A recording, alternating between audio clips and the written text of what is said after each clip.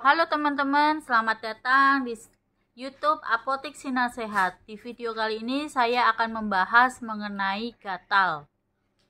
Gatal itu merupakan kondisi yang sangat umum terjadi. Keluhan ini sering kali hilang timbul. Gatal pada kulit yang muncul di bagian tubuh tertentu, tetapi bisa juga di seluruh tubuh. Jadi bukan hanya di tubuh tertentu saja, tapi juga gatal tersebut bisa menyebar ke seluruh tubuh. Kulit gatal biasanya terkadang muncul disertai dengan gejala lain seperti ruam ataupun kemerahan. Jadi misalnya teman-teman nih mengalami gatal-gatal, biasanya di bagian gatal tersebut ada ruam-ruam ataupun kemerahan kan teman-teman. Nah, itu akibat dari reaksi alergi. Ataupun juga bisa bentol-bentol, tergantung dari penyebab gatalnya apa. Rasa gatal yang muncul sesekali dan reda dengan sendirinya atau dengan penggunaan obat pereda gatal atau antihistamin. Biasanya kalau misalnya kita merasa badan kita gatal, itu biasanya bisa dibantu pengobatan menggunakan antihistamin atau obat gatal. Namun ada beberapa hal yang Anda perlu waspada bila keluhan gatal di kulit ini sering kambuh. Jadi misalnya teman-teman nih pernah gatal kan, setelah minum obat antihistamin ternyata gatalnya sembuh, terus tidak lama lagi kambuh lagi. Nah, itu yang perlu teman-teman perhatikan dan waspadai. Atau bisa juga misalnya teman-teman merasa badannya gatal, sudah minum obat tapi belum sembuh. Nah, kemungkinan cara pengobatannya yang salah ataupun tidak tepat. Penyakit kulit ini ada berbagai macam ya teman-teman. Jadi jangan semuanya dibilang gatal karena alergi, enggak. Itu banyak sekali macamnya karena gatal. Yang pertama adalah eksim. Kedua adalah kudis atau skabies. Nah, kudis atau skabies ini biasanya karena penyebabnya karena ada kutu di dalam tubuh kita. Nah, itu cepat sekali menyebarnya dan cara pengobatannya juga berbeda, tidak seperti gatal-gatal biasa. Kemudian yang ketiga adalah cacar, karena gatalnya tersebut karena cacar. Kemudian kurap ataupun infeksi jamur, psoriasis, folikulitis, biduran, dan prurigo. Rasa gatal tersebut biasanya terjadi pada area tertentu saja di bagian tubuh. Selain gatal, penyakit kulit di atas juga dapat menimbulkan gejala lain seperti iritasi kulit, kemerahan, bintik-bintik pada kulit. Iritasi kulit nih misalnya teman-teman nih gatal kemudian digaruk. Nah, itu kan membekas merah-merah terus juga seperti parut gitu ya. Nah, itu dapat menyebabkan iritasi teman-teman. Kemudian yang kedua adalah gatal akibat dari kulitnya kering. Jadi misalnya ada beberapa orang yang mempunyai kulit kering, itu juga bisa menyebabkan kulit terasa gatal. Biasanya kalau kulit kering itu kekurangan minyak atau sebum ya teman-teman. Itu biasanya bisa diatasi menggunakan hand body. Tapi ada beberapa orang yang alergi terhadap komposisi hand body. Jadi perlu dicermati kira-kira teman-teman ini misalnya punya kulit kering. Nah, sebaiknya menggunakan hand body seperti apa? Komposisinya seperti apa? Kulit kering ini terjadi jika teman-teman ini biasanya terjadi itu misalnya sering pakai AC terlalu lama, itu bisa menyebabkan kulit kering. Kemudian ataupun teman-teman melakukan perawatan dengan bahan kimia yang keras, itu juga bisa menyebabkan kulit menjadi kering. Kemudian gejala gatal yang ketiga adalah penyebabnya adalah gangguan saraf. Nah, ternyata gangguan saraf ini juga bisa menyebabkan kulit menjadi gatal. Jika misalnya teman-teman nih gatalnya tidak kunjung sembuh atau menetap dalam waktu yang lama, itu bisa disebut gangguan saraf. Jadi gatalnya itu karena gangguan saraf. Selain itu, pada komplikasi diabetes itu juga bisa menyebabkan gatal-gatal di kulit. Kemudian neuropatik diabetes juga bisa menyebabkan gatal-gatal. Jadi solusinya misalnya bila karena diabetiknya, maka otomatis diabetesnya ini harus diturunkan. Kadar gula darah dalam tubuhnya harus diturunkan supaya gatal-gatalnya tersebut bisa sembuh.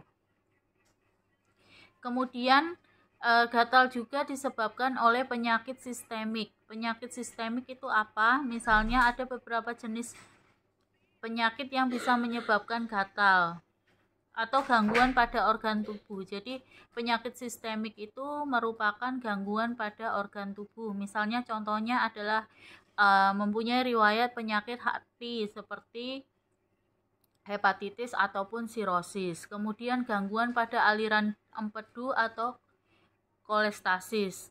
Kemudian juga anemia defisiensi besi, itu misalnya kita mengalami anemia itu juga bisa mengalami gatal-gatal. Kemudian gagal ginjal itu juga bisa, gangguan tiroid, diabetes seperti yang tadi disebutkan, kemudian kanker seperti leukemia dan limfoma itu juga bisa menyebabkan gatal. Kemudian penyakit autoimun. Jadi penyakit autoimun ini macam-macam ya teman-teman, misalnya seperti penyakit lupus, kemudian contohnya adalah penyakit lupus, ataupun yang sering misalnya suntik pemutih itu bisa menyebabkan autoimun juga. Jadi teman-teman juga harus hati-hati. Kemudian yang selanjutnya, penyebab gatal selanjutnya adalah reaksi alergi ataupun iritasi terhadap bahan tertentu. Misalnya debu itu bisa menyebabkan alergi, ataupun cuaca itu juga bisa menyebabkan alergi. Selain itu juga misalnya teman-teman menggunakan sabun, tetapi teman-teman nggak cocok dengan komposisi sabunnya, itu bisa juga menyebabkan gatal-gatal teman-teman. Kemudian juga misalnya asap rokok itu juga bisa menyebabkan gatal. Kemudian debu tentunya, kosmetik itu juga bisa, polusi, dan obat-obatan. Jadi ada beberapa obat-obatan yang bisa menyebabkan gatal-gatal karena efek sampingnya dari obat tersebut. Selain itu juga penyebab gatal-gatal juga karena perubahan hormon pada saat hamil itu juga bisa menyebabkan gatal-gatal. Jadi misalnya teman-teman atau pernah mengalami pada saat kehamilan badannya gatal-gatal. Nah, itu juga bisa disebabkan oleh hormon kehamilan. Tetapi untuk hormon kehamilan ini biasanya terjadi pada saat hamil saja, tapi setelah melahirkan gatal-gatalnya tersebut bisa hilang dengan sendirinya. Selain hormon kehamilan, juga untuk orang yang mau menopause. Nah, ternyata wanita yang mau menopause, mendekati menopause, itu juga bisa mengalami gatal-gatal.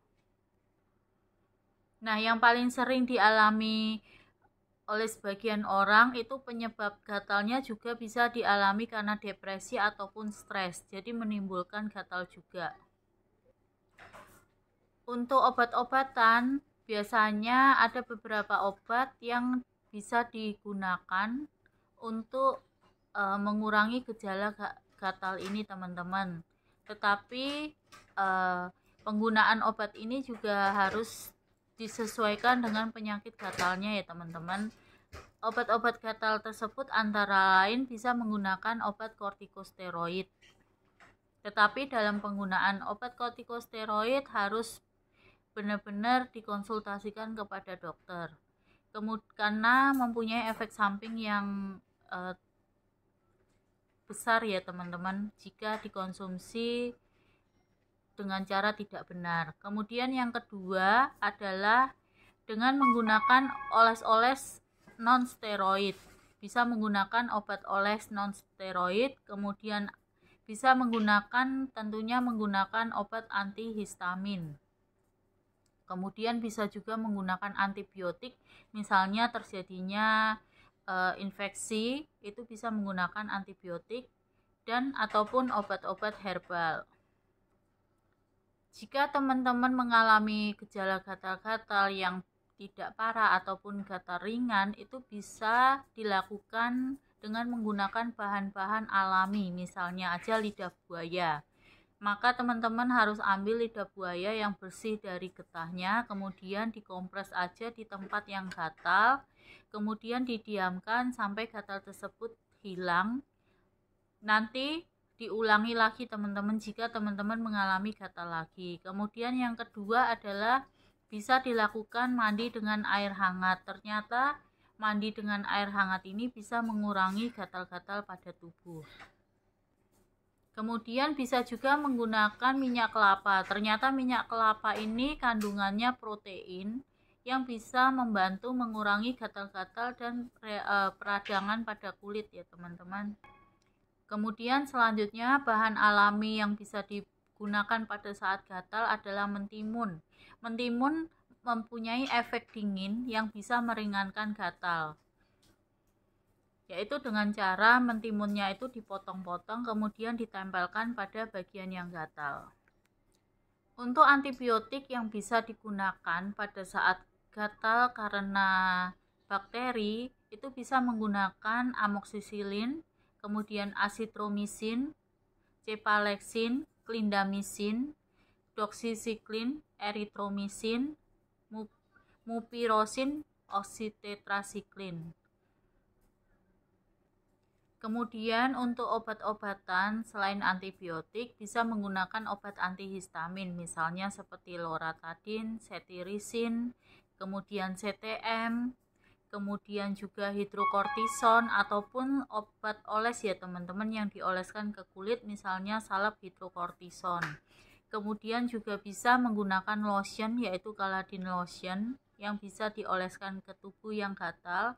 Kemudian Lameson itu juga bisa, itu merupakan obat kortikosteroid. Jika misalnya teman-teman pada saat gatal terjadi peradangan, itu biasanya diberikan obat kortikosteroid untuk menghilangkan atau mengurangi gejala peradangannya. Sekarang kita akan bahas obat-obatan tersebut ya teman-teman. Misalnya yang pertama adalah yang akan saya bahas adalah Caladin lotion. Caladin lotion ini mengandung kalamin, kemudian zinc oxide, dan dipenhidramin HCl, sehingga dengan kandungan 3 zat tersebut dapat mengobati rasa gatal karena akibat udara panas, biang keringat, dan gigitan serangga. Jadi itu pengobatan untuk jika menggunakan Caladin lotion, gatalnya karena udara panas, kemudian biang keringat dan gigitan serangga. Kemudian jika teman-teman mendapatkan obat hidrokortison salep, nah hidrokortison salep ini merupakan obat kortikosteroid dalam bentuk oles. Nah ini fungsi salep ini apa? Nah fungsi salep ini adalah untuk mengobati berbagai kondisi kulit seperti alergi dermatitis dan ruam pada kulit. Obat ini dapat mengurangi gejala peradangan seperti nyeri dan pembengkakan. Jadi misalnya teman-teman nih mengalami gejala dermatitis, gatal karena penyebabnya adalah dermatitis ataupun ruam pada kulit yang menyebabkan peradangan itu seperti bengkak, teman-teman. Jadi agak sakit ya, gatalnya itu digaruk, udah terlalu lama digaruk terjadi peradangan. Jadi agak seperti panas gitu di kulit. Nah itu terjadi reaksi peradangan dan bisa digunakan salep hidrokortison ini. Selain itu, selain hidrokortison, teman-teman juga bisa menggunakan Kenacort salep, Kenacort cream. Nah, Kenacort ini di pasaran ada dua, Kenacort Oral Base dan Kenacort Cream. Teman-teman bisa bedakan, kalau Kenacort Oral Base ini biasanya digunakan untuk sariawan teman-teman. Jadi jangan sampai salah menggunakan obat Kenacort ini ya teman-teman. Tetapi kalau yang Kenacort A itu yang krim itu biasanya untuk digunakan pada kulit yang gatal. Jadi pada saat teman-teman beli, pastikan dan bilang ke pegawai apotik, karyawan apotik bahwa obat Kenacortnya ini digunakan untuk kulit yang gatal, supaya tidak salah diberikan obat. Begitu juga kalau misalnya teman-teman ke apotik mengeluhkan obat sariawan, maka teman-teman harus pastikan kalau obat Kenacort ini diperuntukkan untuk sariawan. Jangan sampai nanti obat gatal atau salep kulit diberikan ke sariawan, karena akan sangat berbahaya ya teman-teman. Kemudian kita akan bahas mengenai obat minum yaitu CTM. CTM ini merupakan clofenamin maleat. CTM ini merupakan obat antihistamin yang digunakan untuk menghambat pemicu reaksi alergi. Obat ini termasuk obat bebas, biasanya logonya warna hijau, itu bisa dibeli tanpa resep dokter teman-teman. Kemudian obat selanjutnya adalah cetirizine. Cetirizine ini biasanya digunakan untuk alergi, misalnya digunakan untuk berbagai macam alergi, termasuk juga alergi pada kulit. Obat gatal ini bekerja dengan mengurangi efek reaksi alergi yang dikeluarkan oleh tubuh. Nah, cetirizine ini termasuk obat golongan keras. Efek samping yang bisa ditimbulkan jika mengkonsumsi cetirizine ini adalah sakit kepala, kemudian mulut kering, mengantuk, dan gangguan pencernaan ringan. Kemudian jika gatalnya penyebabnya adalah jamur, itu bisa menggunakan salep daktarin ya teman-teman, ataupun ketoconazole yang tablet. Itu diminum, itu untuk mengobati penyakit gatal karena jamur. Kemudian seperti yang saya bahas tadi, untuk gatal karena kulit kering itu bisa menggunakan Noroid Soothing Lotion. Nah, ini khusus diberikan untuk gatal akibat kulit yang kering. Noroid Soothing Lotion 200 ml ini dapat membantu mengatasi barier kulit pada penderita dermatitis atopik, kulit kering, dan kulit sensitif, sekaligus menghidrasi dengan baik. Jadi supaya membentuk barier kulitnya itu menjadi bagus dengan menggunakan Noroid Soothing Lotion ini. Jadi yang awalnya kulitnya menjadi kering itu diberikan sebum atau minyak supaya kulitnya menjadi lembab. Bisa juga teman-teman menggunakan Atopiclair Cream 40 ml. Itu merupakan krim pereda rasa gatal ataupun nyeri. Nah, sediaannya ini berupa krim ya teman-teman. Nah, kandungannya adalah hyaluronic acid dan shea butter, yaitu kalau shea butter itu merupakan kayak minyak itu kan, supaya untuk melembabkan kulit yang kering. Kemudian grapeseed extract, vitamin C dan vitamin E, jadi memperbaiki kulit supaya terjaga kelembapannya dan memberikan nutrisi vitamin E buat kulit tersebut. Mungkin itu saja teman-teman, semoga bermanfaat. Jangan lupa like, subscribe, share, dan nyalakan notifikasinya untuk mendapatkan edukasi-edukasi lainnya. Terima kasih.